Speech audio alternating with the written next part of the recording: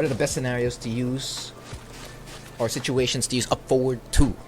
Up forward 2 is a great move. You should all be using it. You should all be using up forward 2. But up forward 2 also has its downfalls. It's a slow move. It's 26 frames, and you're airborne basically. So which means if you get caught in the air doing up forward 2, you're going to get floated. Whoops, I got it wrong. And I got it wrong there again.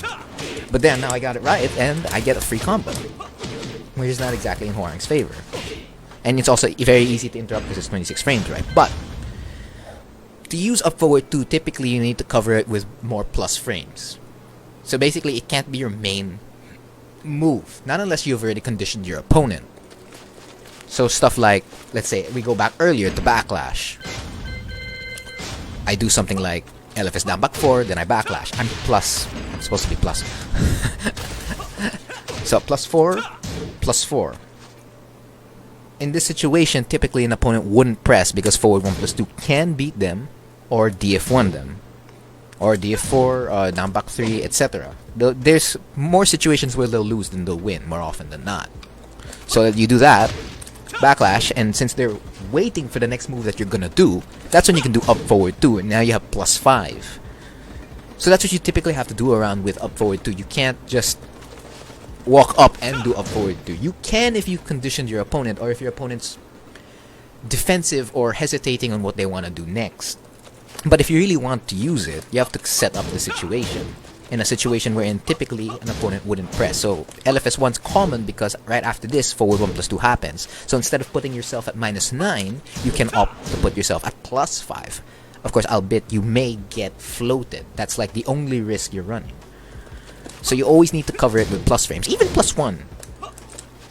But I don't recommend doing it after +1, because this is a situation where most people would challenge. They would. At +5, the number of people who want to challenge drops. But it's not like they won't challenge. They will. You just have to be careful with it. So always cover up forward 2 if you want to use it without any prior knowledge or history with the opponent. Cover it with plus frames and put it on top. It's like a sandwich. You just put layers and layers of it. You know, so backlash is like the meat, and then up forward 2 is like the bread. It doesn't sound right, but something like that.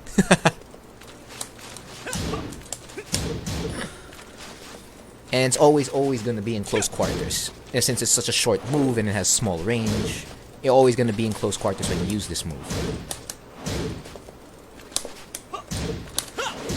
Or, I mean, with all other moves, typically you want to cover it with plus frames. But in up forward 2's case, you really need to cover it with plus frames because it's really slow. So yeah, setups for backlash again, just to reiterate. Just do anything that puts you in right foot forward and just press backlash. That's as simple as it gets. Anything that puts you in right foot forward. So that's obviously stuff like RFS2, LFS down back 4, LFS back 4. If it hits, not on block, then just backlash.